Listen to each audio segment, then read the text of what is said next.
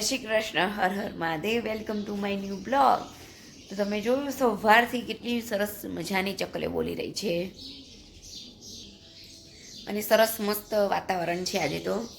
અને હજી થોડોક જ ઘણો નીકળ્યો છે તડકો બહાર, હજી પણ ચકલીઓ બોલી રહી છે મસ્ત મજાની. જો દેખાય છે હજી થોડો ઘણો જ તડકો નીકળ્યો છે. અને બસ જો હવે રોટલો થઈ ગયો છે મારી માટે, તો હવે કોફી બનાવવાની છે. અહીંયા જોઈ શકો છો કે સરસ મજાનો રોટલો મસ્ત મજાનો થઈ ગયો છે તૈયાર. અને અહીંયા ઉકાળો અલ્પેશ માટે બનાવ્યો છે, એમને બહુ જ કફ ને શરદી થઈ ગઈ છે. તો જો તજ, લવિંગ, મરિયા, તુલસી, હળદર, આદુ એ બધું નાખીને આવી રીતે ઉકાળીને બનાવ્યું છે. એટલે હવે થઈ ગયું તો એટલે ગેસ બંધ કરી દીધું છે. અને હવે મારી કોફી હવે હું બનાવવા જઈ રહી છું અહીંયા. અને તન્મય જતો રહ્યો છે અત્યારે ટ્યુશન ગયો છે. અને એની માટે જો એ કે મારે આજે દૂધ નથી પીવું, તો એને મેં કીધું ચાલ તારી માટે કંઈક કરી દઉં. તો કે મને દાડમ ખાવું, પણ એટલું મોડું થઈ ગયું એને નાહવામાં પણ મોડું કરે. એને 10 વખત કહું કે બેટા ફટાફટ નાહવાનું રાખો, પણ તો કંઈ ખાધા પીધા વગર જતો રહ્યો છે આજે તો. આવું છે. અને જૈમિક તો કોલેજ જતો રહ્યો છે. તો ચલો હવે હું ચા પાણી કરી લઈશ. તો અત્યારે મારે ચા પાણી નાસ્તો થઈ ગયો છે અને અત્યારે હું શાક સમારવા બેસી ગઈ છું. તો જો અહીંયા ભીંડા લીધા છે સરસ મજાના. તો ભીંડા બટેકાનું શાક બનાવવાનું છે, એટલે મેં કીધું ચલો કરી કાઢું, કેમ કે પછી હું કપડાં અને વાસણ ને બધું કરવા બેસું છું ને તો બહુ વાર લાગે છે. પછી રસોઈ બનાવવા મોડું થઈ જાય છે. મેં તો પહેલાં ફટાફટ સમારીને અને પછી રાખું, પછી વઘારીને એક બાજુ રોટલી કે ભાખરી જે ખાવું હોય એ થઈ જશે. અને અત્યારે આજે તો થોડીક ઠંડી પણ લાગી રહી છે. એવું છે જો. તો ચલો હું ભીંડા સમારી દઉં. હલો. તો હેલો ફ્રેન્ડ્સ, જો અત્યારના વાગી ગયા છે 4:30 થઈ ગયા છે. અને ભીંડા અને બટેકાનું શાક પણ બનાવી દીધું હતું અને ખાઈ પીને અમે બસ આરામ કર્યો. બધું કામ બાકી હતું તે પૂરું કરી દીધું. અને પછી તન્મયને મળવા માટે એના ટીની ફોઈ આવ્યા હતા, પણ શૂટ નથી કરી શક્યા એટલા માટે સોરી. અને અત્યારે છોકરાઓને 2-3 દિવસથી ક્યાં લાગે છે કે મમ્મી અમારે પીઝા ખાવા છે. તો અત્યારે હું ઘરે પીઝા બેઝ બનાવી રહી છું. તો આપણે ઘરે પીઝા બેઝ બનાવવાનું છે એની માટે થઈને. તો અહીંયા જોઈ શકો છો કે મેં રોટલીનો લોટ લીધો છે, એને આવી રીતે આમ ખાડો કરી દેવાનું છે.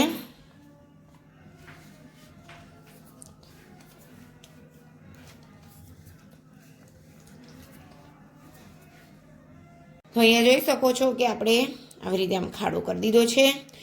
હવે આપણે એની અંદર આ છે ખાંડ. જો કે અમે સાકર ખાઈએ છીએ એટલે મેં સાકર લીધી છે, એ નાખવાની છે. સાકર 1 ચમચી જેટલી, 1-1.5 ચમચી જેટલી. પછી એને ફ્લેવર માટે આપણે થોડોક અજમો લેવાનો છે, સામાન્ય એવો, બહુ નહીં, એનો ફ્લેવર સારી આવે એટલા માટે. પછી અહીંયા જોઈ શકો છો મીઠું લેવાનું છે સ્વાદ મુજબ.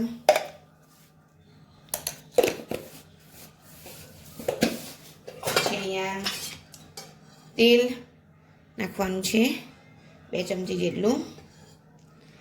જો અહીંયા તેલ નાખી દીધું છે.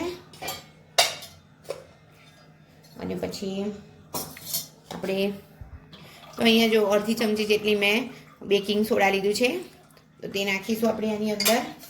અને આ છે ઘરનું મેળવેલું 1 ચમચી જેટલું, 1-1.5 ચમચી જેટલું એની અંદર નાખી દઈશું. દહીં નાખીશું આપણે. તો દહીં એકદમ ખાટું હોવું ના જોઈએ, ફ્રેશ હોવું જોઈએ. અને પછી આ બધી વસ્તુ છે એને આપણે આવી રીતે અંદર મિક્સ કરી દઈશું, એટલે સોડા અને દહીં બંને સરસ મજાના મિક્સ થઈ જાય. જોઈ શકો છો.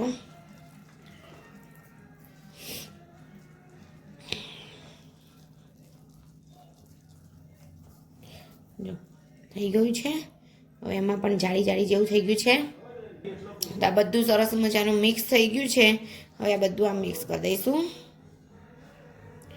અને આપણે સરસ મજાનું મિક્સ કરીને પછી પાણી થોડુંક આણી વેડીને લોટ બાંધી દેવાનો છે.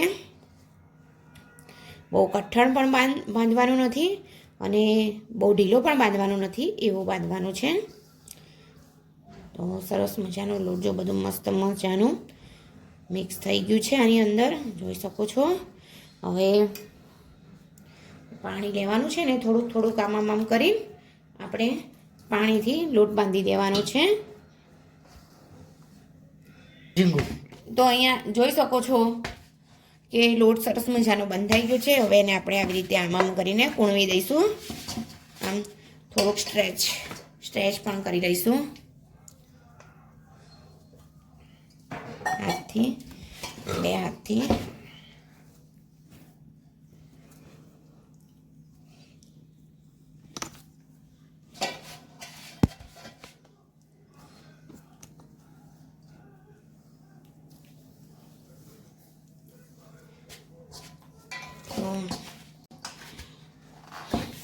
સરસ મજાને એકદમ કૂણવી દેવાનું છે.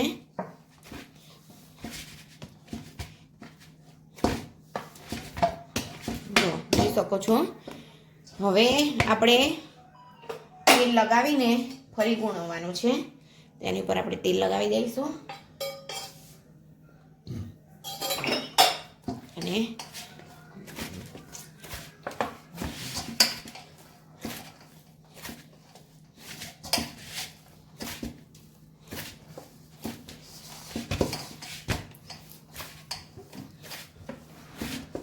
જો સરસ મજાનું કૂણવાઈ ગયું છે, મસ્ત મજાનું. તો જોઈ શકો છો તમે કેટલો સરસ મજાનો એકદમ. અને અત્યારે જ જોઈ શકો છો કે કેટલી અંદર જાડી પડી રહી છે. જુઓ છો, જો આવી રીતે. તો હજી તો એને રેસ્ટ આપવાનું છે. આપણે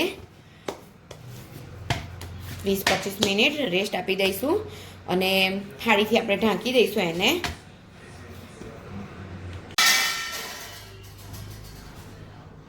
તો અહીંયા જો સરસ મજાનું થઈ ગયું છે. હવે આ થાળીથી આપણે ઢાંકી દઈશું અને 25 મિનિટ માટે એને રહેવા દેવાનું છે. તો અહીંયા જોઈ શકો છો કે મેં વેજીટેબલ્સ સમારી લીધા છે. આ છે બાફેલી મકાઈ, હજી બીજી છે પણ બહુ ગરમ છે એટલે મેં અહીંયા રાખી છે. આ રહી, જોઈ શકો છો.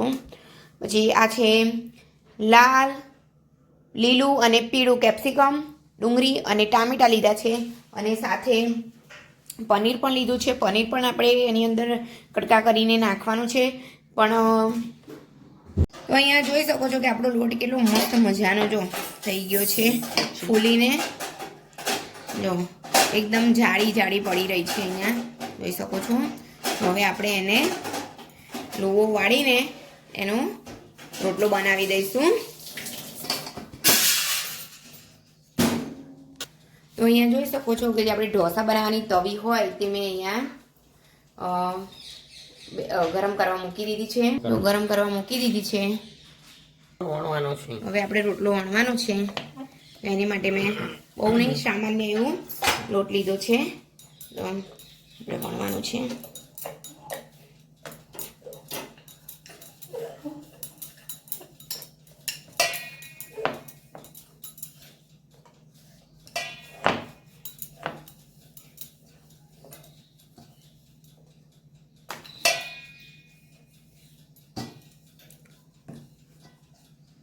તો સરસ મજાનો રોટલો વણાઈ ગયો છે. હવે આપણે ફૂલે નહીં એની માટે થઈને આપણે આવી રીતે કાંટાવાળી ચમચીથી આવી રીતે ફોક પાડી દઈશું. બસ જોઈ શકો છો સરસ મજાના. અને હવે આપણે જો અહીંયા મેં મૂકી દીધું છે કરવા માટે. તો જો મેં બીજી વાર પણ અહીંયા પલટાવી દીધું છે અને એકદમ મીડિયમ કરે છે થવા દેવાનું છે. ત્યાં સુધી હું બીજો રોટલો પણ વણી દઈશ.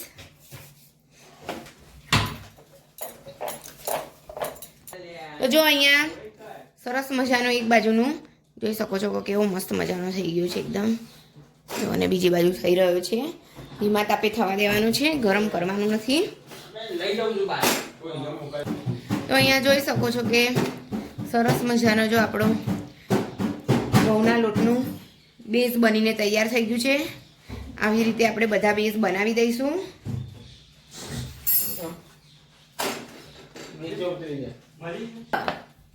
તો જો અહીંયા સરસ મજાનો થઈ ગયો છે, એકદમ ફાઇન જોઈ શકો છો. હવે આપણો બીજો બનાવવાનું પણ ચાલુ કરી દઈશું. જો બીજો બનાવવાનું પણ ચાલુ કરી દીધું. આવી રીતે આપણે બીજા બધા પણ કરી દઈશું. અને અમારું અહીંયા જો અગારોનું ઓટીજી છે, તો અમે આ પહેલી વખત મેં કીધું એમાં પણ ટ્રાય કરી જોઈએ કે કેવું થાય છે. તો એ માટે એની આ ટ્રે છે, બહુ નાનું છે, અને આ બટર પેપર લીધું છે, તો તે પણ આપણે એની અંદર આમ મૂકી દઈશું. અને એક આની અંદર પણ આપણે કરી જોઈએ કે કેવું થાય છે. તો અહીંયા પીઝા બેઝ ઉપર પાથરવા માટે મેં અહીંયા ટોમેટો કેચઅપ લીધો છે. હવે એની અંદર આપણે શેઝવાન સોસ પણ નાખી દઈશું.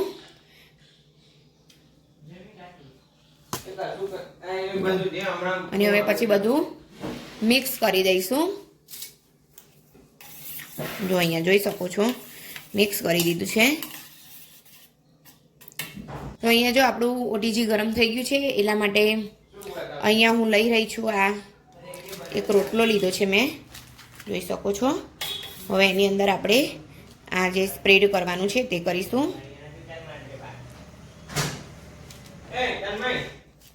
જોઈ શકો છો.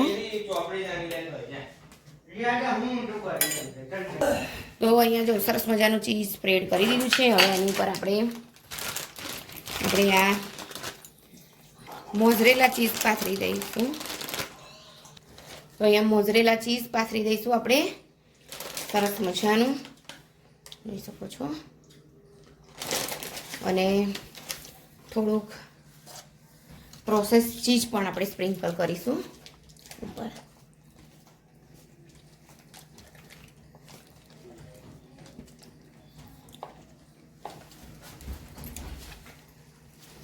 જો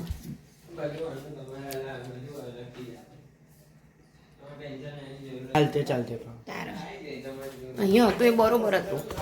અરે તો હવે આપણે એની અંદર આપણે આ જો એ બધા ગોઠવી દઈશું સરસ મજાના. કેપ્સિકમ છે,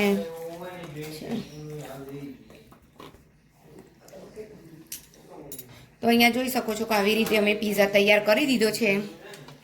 જો અને તન્મય નજીક પણ એની ઉપર થોડુંક સ્પ્રિંકલ કરું છે ચીઝ, એટલે કરે છે. હવે એની અંદર તન્મય શું નાખત? તન્મય ઓરેગાનો નાખી દેશે, અને પછી ચીલી ફ્લેક્સ નાખી દેશે. બહુ નહીં નાખું, હા, જે તારા ટેસ્ટ મુજબ.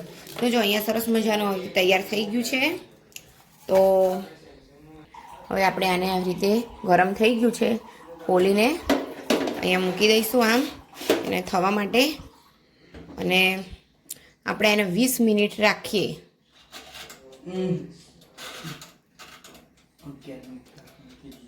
શકો છો કે બીજો પણ અમે રેડી કરી દીધો છે. હવે એને આપણે બેક કરવા મૂકી દઈશું. તો જો અહીંયા જોઈ શકો છો કે આ ત્રીજો પણ રેડી થઈ ગયો છે. અને એને હવે આપણે નોનસ્ટિક ઉપર આપણે હવે એને મૂકી દેવાનું છે. આપણે આ રીતે બનાવીશું અને હવે એને ઢાંકી દઈશું. તો જો હવે આ અહીંયા આમ ઢાંકી દઈશું અને હવે એને થવા દઈશું. જો અહીંયા પણ થઈ રહ્યા છે પીઝા. તો જો અહીંયા જોઈ શકો છો કે જે ઓવનમાં મૂક્યો હતો ત્યાં સરસ મજાનો થઈ ગયો છે અમારો પીઝા. ચલો હવે જયમિકભાઈ કટિંગ કરીને ખાઓ. તો જો અહીંયા આપણે તવા પર મૂકેલો પીઝા પણ સરસ મજાનો તૈયાર થઈ ગયો છે, જોઈ શકો છો મસ્ત મજાનો. તો અહીંયા જોઈ શકો છો કે જો તમારી પાસે ઓવન કે ઓટીજી ના હોય તો પણ તમે આવી રીતે તવી પર પણ બનાવી શકો છો, અને ખૂબ જ સરસ બને છે બહાર જેવા. તો તમે પણ ટ્રાય કરજો, મસ્ત મજાના થાય છે. તો જો અહીંયા છોકરાઓ ખાઈ રહ્યા છે ને હું બનાવી રહી છું. કેવા બન્યા છે જયમિક? સારા. અને મારા તન્મયનું પણ રિવ્યુ લેવું પડશે. કેવા? બહાર જેવા કે બહાર કરતા બી મસ્ત? એટલે સારા. સારા એટલે સારા. જયમિક બહાર કરતા મસ્ત ને? એકદમ A1 નંબર. કેમ? ઓકે. તો ચાલો તમે બધા પણ પીઝા ખાવા માટે અને આવી રીતે પીઝા બનાવજો તો તમારા બાળકોને પણ પસંદ આવશે. મેદાના કરતાં ભાખરીના પીઝા ખૂબ સારા રહે છે, જેથી કરીને પચવામાં પણ ખૂબ જ સરળ રહે. તો ચલો જો અત્યારે તો હું બનાવી રહી છું, એમ છોકરાઓ ખાઈ રહ્યા છે. આમાં પણ બને છે, ઓટીજીમાં પણ બને છે અને આમાં પણ બેક કરું છું, એટલે ફટાફટ થતું થાય, કારણ કે આમાં થોડીક વાર લાગી રહી છે. મિનિટ આપણે મૂકી હોય 15 મિનિટ 10 મિનિટ બેક કરવા માટે. તો અને અહીંયા જોઈજો, જો પીઝા બેક થઈ રહ્યા છે, જોઈ શકો છો, મસ્ત થઈ જાય છે. અને અહીંયા આની પર પણ મૂક્યું છે કરવા માટે. અને આવી રીતે હું આમ રોટલા બનાવીને તૈયાર રાખું છું. પછી એની ઉપર બધો મસાલો નાખીને બનાવી દઈએ છીએ. તો બસ આજનો વિડીયો અહીંયા જ એન્ડ કરી રહ્યા છે. તો આ તમારો વિડીયો ગમે હોય લાઈક શેર એન્ડ સબસ્ક્રાઈબ.